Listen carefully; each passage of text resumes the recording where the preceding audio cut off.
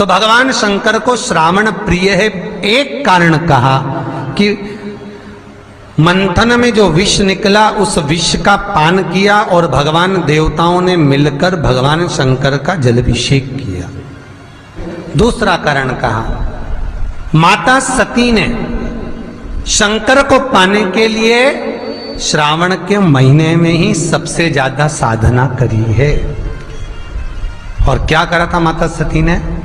एक बालू का, मिट्टी का शिवलिंग बनाती थी, प्रतिदिन शिवलिंग का निर्माण करती थी और शिवलिंग का निर्माण कर कर उसकी पूजन कर कर अर्चना कर कर उसका विसर्जन करती थी सती माता। और माता सती का नियम था भगवान शंकर को पाने के लिए शिवलिंग का तो हमारे यहाँ शिव महापुराण में लिखा है कि पार्थिव शिवलिंग का निर्माण होना चाहिए। और पार्थिव शिवलिंग का निर्माण करना है तो उसके लिए भी वर्णन करा गया। ब्राह्मण श्वेत मट्टी के शिवलिंग का निर्माण करे, वैश्य पीली मट्टी के शिवलिंग का निर्माण करे, क्षत्रिय लाल मट्टी के शिवलिंग का निर्माण करे और शूद्र काली मट्टी के शिवलिंग का निर्माण करे। कितना बड़ा शिवलिंग बनाना चाहिए? अगर हम पार्थिव शिवलिंग का निर्माण कर रहे हैं या हमारे घर में हम कोई मूर्ति रख रहे हैं या हमारे घर में हम कोई मूर्ति को विराजमान कर रहे हैं तो उस मूर्ति का भाव कितना बड़ा होना चाहिए? तो कहा जमीन पर अपने हस्त कमल को रखकर अंगूठे को ऊंचा कर कर देख लो, बस इतनी बड़ी मूर्ति घर के अंदर होना चाहिए।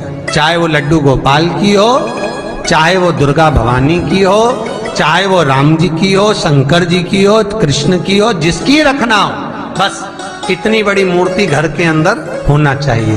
क्यों? इससे बड़ी अगर मूर्ति होती है तो जैसे मंदिर में सेवा होती है उतनी सेवा की उसको जरूरत पड़ती है। और अगर इससे छोटी मूर्ति होती है, जितनी छोटी होगी उतनी सेवा कम करना पड़ती है। तो मूर्ति जितनी छोटी होगी उतना सुख प्रदान करेगी, उतना आनंद देगी। पर श्रावण के महीने में यदि आप रोज शिवलिंग नहीं बना सकते तो पूरे महीने में एक बार शंकर का शिवलिंग का, पार्थिव शिवलिंग का निर्माण करना चाहिए, जरूर करना चाहिए। और पार्थिव शिवलिंग का निर्माण कर कर उसकी आराधना, उसकी अर्चना, उसकी पूजन करना चाहिए। नमः शिवाय, ओम नमः शिवाय, ओम नमः शिवाय, नमः शिवाय। पार्थिव शिवलिंग का जब भी निर्माण करें, किसी थाली में या पात्र में जिसमें भी आप निर्माण कर रहे हैं, उस पार्थिव शिवलिंग को बनाने से पहले उसके अंदर, पात्र के अंदर एक बेलपत्र रखे। बेलपत्र क्या? आपको कथा में कल कहा था, बेलपत्र का वृक्ष माता पार्वती के नयन अश्रु से प्रकट हुआ है और रुद्राक्ष का वृक्ष शंकर भगवान के नयन अश्रु से प्रकट हुआ। तो बेलपत्र रखकर फिर उसके ऊपर शिवलिंग का निर्माण करें, फिर उसके ऊपर शिवलिंग, उसका लाभ आनंदित होगा, उसका सुख आनंदित होगा, वो आनंद फल देने वाला होगा। कई लोग सीधे थाली में शिवलिंग बना देते हैं। माता पार्वती के हस्त कमल पर शिवलिंग का निर्माण है महाराज, हस्त कमल सुख देने के लिए। तो भगवान शंकर के शिवलिंग का निर्माण करें। माता सती ने भी किया। यही श्रावण के महीने में माता सती शंकर भगवान के शिवलिंग का निर्माण करती है, पूजन करती है, अर्चना करती है। फिर शाम के समय उस शिवलिंग को मस्तक पर स्पर्श कर कर जलाशय में, कुंड में, जल में, बावड़ी में, कुएं में, तालाब में उसका विसर्जन करती है मां। दूसरा कारण कहा, सती शंकर को इसी श्रावण में रिझाई थी, इसलिए शंकर को श्रावण अति प्रिय है। कि पहले आती है नवमी, फिर आवेगी एकादशी, देवसोनी। तो भंडारिया नवमी का मतलब क्या होता है? भंडारिया नवमी का स्मरण क्या होता है? अभी आपको कहा था 9 जगह पर बेलपत्र चढ़ती है। भंडारिया नवमी का मतलब ही यही है कि भगवान विष्णु सोने जाने से पहले नवमी तिथि के दिन 9 बेलपत्र भगवान शंकर को समर्पित कर कर भगवान शिव के मंदिर में बैठकर भगवान शंकर की आराधना कर कर भगवान विष्णु लक्ष्मी जी के साथ अपनी सृष्टि का कार्यभार 4 महीने के लिए शंकर जी को सौंप देते हैं भंडरिया नवमी के दिन। और एकादशी के दिन से, देव सोनी एकादशी के दिन जब भगवान सोते हैं, उस दिन से भगवान शंकर पूरे कार्यभार को देखते हैं, पूरे कार्यभार। जब कार्यभार सौंपा गया, भगवान शंकर सृष्टि का संचालन करने लगे, तब ब्रह्मा और विष्णु ने आकर शंकर जी की आराधना यही श्रावण के महीने में करी थी कि आपने पूरा कार्य अच्छे से संभाला, इसलिए शंकर को श्रावण अति प्रिय है। यह तीसरा कारण है शंकर को श्रावण प्रियता का। अब शिव महापुराण की कथा करिए कि शंकर को श्रावण प्रिय चौथा कारण वर्णन करा कि ये कारण भगवान शंकर की आराधना माता पार्वती ने बाल्यपन से करी, खूब करी, खूब दिल से करी। ये कहते हैं कि अगर 1,00,000 बेलपत्र समर्पित कर रहे हो और तुम्हारे पास में अगर वो बेलपत्र नहीं है तो तुम 1,00,000 मत चढ़ाओ, आप तो 1 बेलपत्र, परंतु वो बेलपत्र भी पूर्ण तरह से साफ, सुंदर, सुरक्षित, खंडित ना हो, वो मुझे समर्पित करो। 1 चावल का दाना चढ़ाओ पर वो खंडित ना हो, 1 फल चढ़ाओ वो खंडित ना हो, 1 पुष्प चढ़ाओ वो खंडित ना हो। शिव कहते हैं मेरे हाथों से मेरा पुत्र खंडित हो गया था, उस दिन से मैंने वचन दिया है माता पार्वती को कि खंडित वस्तु स्वीकार नहीं करूंगा और न खंडित दूंगा। शायद इसीलिए ये चरित्र कथा है कि जिस नारी का गर्भ 2-3 महीना ठहरने के बाद में गर्भ गिर जाता हो, 4 महीना ठहरने के बाद गर्भ गिर जाता हो, गर्भ बच्चा पूर्ण नहीं होता हो, या बच्चा कहीं शरीर के अंदर डॉक्टर कह रहे हैं सोनोग्राफी में कि ये विकलांग है, बच्चे के पाँव में या मुख में या शरीर में पानी भरा गया है, ये सुरक्षित नहीं होगा, ये बुद्धि से कमजोर होगा, या ये बच्चा ऐसा विकलांग होगा, तो उसी समय पर जैसे ही डॉक्टर ने कहा वैसे ही एक श्रीफल, और वो श्रीफल खंडित नहीं होना चाहिए, उस श्रीफल पर जो नारी है गर्भ से है, उस नारी का सिर से लेकर एड़ी तक एक लच्छा मतलब मोली मतलब नाड़ा जो हाथ में बांधते हो कलेवा, उसको नाप कर श्रीफल पर भगवान शंकर का नाम लेकर उस स्त्री का नाम और गोत्र बोलकर बांधकर भगवान शंकर के चरणों में ले जाकर रख दीजिए, फिर वो बच्चे की जवाबदारी शिव की हो जाती है, फिर शंकर की, क्योंकि शिव ने माता पार्वती को वचन दिया था कि मैं खंडित नहीं दे सकता। सारे देवताओं के मंदिर में नारियल फूटता है, हनुमान जी के मंदिर में नारियल फूटता है, राम जी के मंदिर में नारियल फूटता है, देवी जी के मंदिर में नारियल फोड़ा जाता है, पर शंकर जी के मंदिर में नारियल नहीं फोड़ा जाता। आखा की आखा दिया जाता है कि पूर्ण दीजिए, बेलपत्र पूर्ण दीजिए, फल पूर्ण दीजिए, 1 चावल का दाना भी दे रहे हो तो पूर्ण दीजिए। उसमें एक और अच्छी बात है, बहुत ध्यान लगाकर सुनिएगा जरा, जितने आस्था चैनल पर सुन रहे हो, यूट्यूब पर सुन रहे हो, फेसबुक पर सुन रहे हो, या इस पंडाल में श्रवण कर रहे हो, बहुत सावधानी से ध्यान दीजिएगा। कभी श्रावण महीने में अगर आप शंकर जी के मंदिर में जाएं और शिव मंदिर किसी वृक्ष के नीचे हो, बट वृक्ष के नीचे हो, चाहे पीपल के वृक्ष के नीचे हो, चाहे वो आंवले के वृक्ष के नीचे हो, चाहे वो बेलपत्री के वृक्ष के नीचे हो, चाहे वो शमी के वृक्ष के नीचे हो, चाहे जिस वृक्ष, कोई भी वृक्ष के नीचे अगर कोई शिवालय है, शंकर जी का कोई मंदिर या शंकर जी का कोई शिवलिंग रखा हुआ, तो एक दुर्वा किसी भी श्रावण महीने में तुम जब भी किसी शिवालय में जाएं, जिस वृक्ष के नीचे शिवलिंग हो, उस शिवलिंग पर ये शिवलिंग रखा हुआ है, ये जलाधारी है। जलाधारी पर जहां शिवलिंग रखा हुआ है वहां कटी भाग माता पार्वती जी का हस्तकमल, उसके ऊपर रखा हुआ है शिवलिंग, सामने अशोक सुंदरी और भगवान शंकर के दोनों पुत्र गणेश कार्तिकेय, ऊपर से जल गिरता है जया, विषहारा, शामलीवारी, दौतली, देव,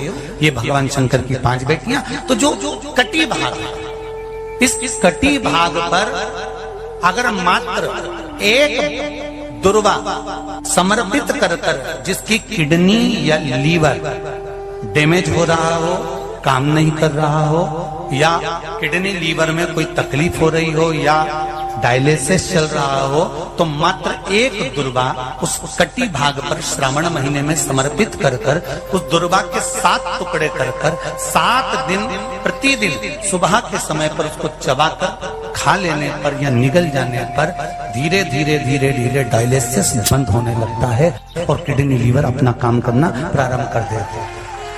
एक दुर्वा, कितनी दुर्वा? एक दुर्वा, मात्र एक दुर्वा। शंकर भगवान पर चढ़े हुए जल जब नीचे की ओर आता है, जिस जगह पर जल गिरता है उस जगह पर मात्र एक दुर्वा अपनी कामना कर कर इस शरीर के सुख के लिए शंकर भगवान के जल गिरने वाले स्थान के पास में अवधूतेश्वर महादेव के नाम से रख दी जाती है तो जिंदगी में कभी बड़ी बीमारी नहीं आती। उसी तरह इससे रोग को समाप्त करने के लिए दुर्वा का प्रयोग किया गया। आप लोगों ने पूर्व में जो शिव महापुराण की कथा कुबेरेश बाबा की धरा से करी थी वो आप लोगों को ध्यान में होगा। दुर्वा कैसे उत्पन्न हुई थी, दुर्वा का महत्व क्या है, कितनी दुर्वा चढ़ाना चाहिए, कैसी दुर्वा चढ़ाना चाहिए, दुर्वा की उत्पत्ति कहाँ से हुई है, दुर्वा तोड़ने के बाद पानी में डालने के बाद फिर हरी हो जाती है, इसका क्या कारण है, दुर्वा गणेश जी को क्यों चढ़ाई जाती है, शंकर जी को दुर्वा किस स्थान पर चढ़ाई जाती है, ये सारी कथा आपको पूर्व में इसी कुबेरेश्वर बाबा के पावन धरा से सुना चुके हैं जो टीवी पर डली हुई है। कभी आपने नहीं सुनी हो तो यूट्यूब पर से दुर्वासा महापुराण की कथा आप निकाल कर उसको श्रवण कर सकते। उसमें वर्णन किया है कि इस दुर्वा का महत्व क्या है, दुर्वा का क्या। मात्र एक दुर्वा शिवलिंग पर चढ़े हुए जल जहां से नीचे की ओर गिरता है उस जगह पर मात्र अपने शरीर की कामना करते हुए भगवान से रोग मुक्ति के लिए एक दुर्वा अगर समर्पित कर दी जाए तो कोई बड़ी बीमारी जिंदगी में आ ही नहीं सकती, ग्रहण ही नहीं, मतलब ग्रसित नहीं कर सकती। श्रावण के महीने की श्रावण शिव महापुराण की कथा सुन रहे थे। एक बात दिल से बताना, जितनी सौभाग्यवती माताएं होती हैं ये संक्रांति पर भी 13 चीजें दान करती हैं, 14 चीजें दान करती हैं। बीच में कोई 16 सोमवार का उद्यापन करेंगी तो भी सुहाग की सामग्री देंगी, उद्यापन करेंगी तो भी सुहाग की सामग्री देंगी, कोई कार्य करेंगी तो भी सौभाग्य की सामग्री देंगी। सौभाग्य की सामग्री का दान क्यों किया जाता है? सौभाग्य सूचक वस्तुओं का दान क्यों किया जाता है? सौभाग्य की वस्तुएं क्यों प्रदान करी जाती है, क्यों दी जाती है, उसका कारण क्या है?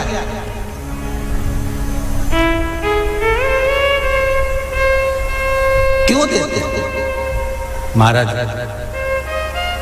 भारत की भूमि की सौभाग्यवती माताओं का एक मन की अभिलाषा रहती है, भारत की भूमि की माताओं की एक अभिलाषा रहती है कि जब उसके प्राण छूटे तो अखंड सौभाग्य धारण करके पति के कंधे पर और पुत्र के कंधे पर शमशान कर।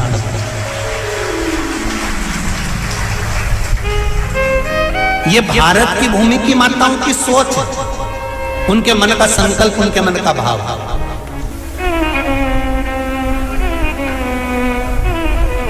क्यों देते हैं चूड़ी का दान, क्यों देते हैं बिंदी का दान, क्यों देते हैं अखंड सौभाग्य का दान? किस महाराज?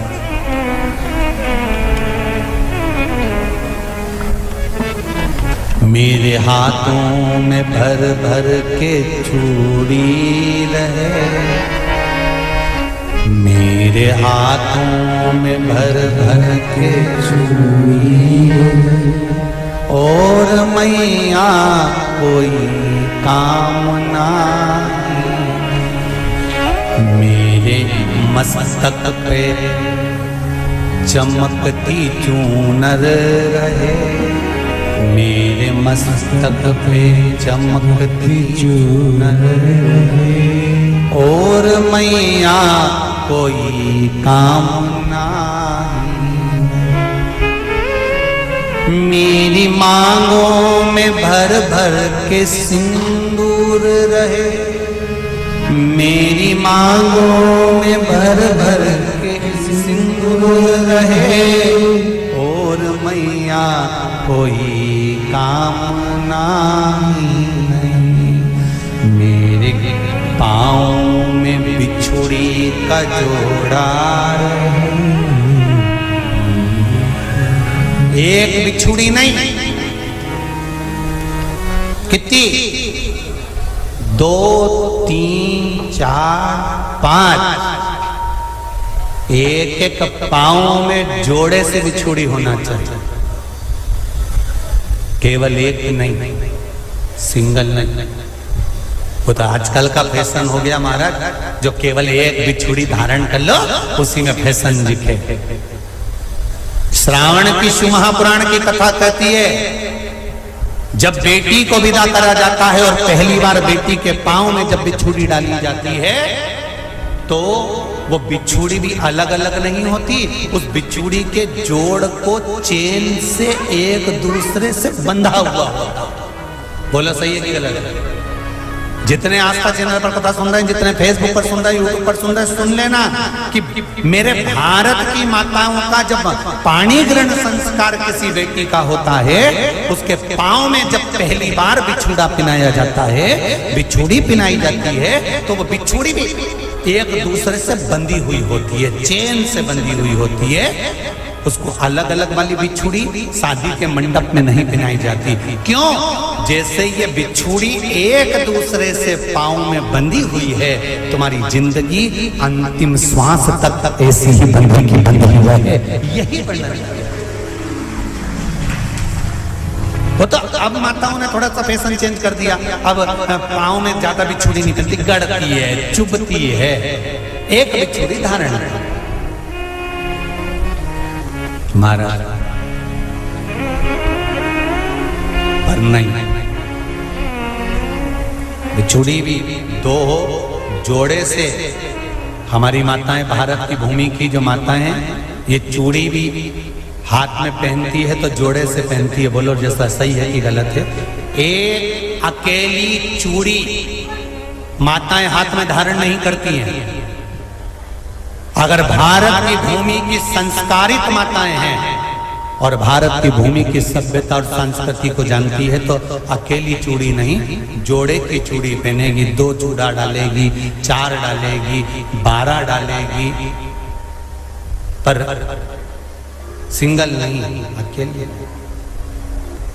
श्रावण के महीने की शिव महापुराण की कथा, जिसका नाम है श्रावण शिव महापुराण की कथा, ये कहती है कि पार्वती जी ने और गंगा जी ने ये चतुर्मास में जितना सौभाग्य का दान दिया है, उनके बराबर दुनिया का कोई व्यक्ति इतना सौभाग्य का दान नहीं दे सकता, जो माता गंगा और पार्वती दोनों दान दे रहे हैं।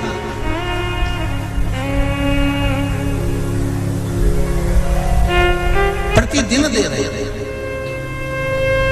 और अब तो फैशन आ गया, तुम लोगों जो सौभाग्य का दान देते हो प्लास्टिक की डलिया में देते हो, पर एक एक पुराण को उठा कर देख लेना, एक एक उद्यापन को उठा कर देख लेना। जितनी तुम कथा तुम्हारे घर में छोटी छोटी कथाओं की पोथियां पड़ी हो, उनको उठा कर देख लेना। उसमें नहीं लिखा कि प्लास्टिक की डलिया में सौभाग्य की वस्तु का दान दिया जाता है। उसमें लिखा है बांस की पिटारी में, बांस की डलिया में सौभाग्य की वस्तुओं का दान दिया जाता है। क्यों? क्योंकि बांस वंश की वृद्धि करता है, बांस सौभाग्य की वृद्धि करता है, और बांस अखंड सौभाग्य। जैसे बांस का पौधा बढ़ते चले जाता है, बढ़ते चले जाता है, उसी तरह बांस की डलिया में जब दान दिया जाता है, बांस की टोकनी में जब दान दिया जाता है, तो ये भाव रखा जाता है कि तुम्हारा सौभाग्य ऐसे ही बढ़ता रहे। पर अब थोड़ा सा फैशन चेंज हो गया, तो प्लास्टिक की डलिया, पर प्लास्टिक की नहीं। तो गंगा मैया और पार्वती मैया चतुर्मास के अंतर्गत जो त्योहार पड़ता है, चतुर्मास के अंतर्गत जो व्रत पड़ते हैं, ये किसी दूसरे के नहीं है। तीज का व्रत माता पार्वती का, छठ का व्रत माता पार्वती का, चतुर्थी का व्रत माता पार्वती का, ये सारे व्रतों की शुरुआत गंगा और पार्वती ने अपने बल से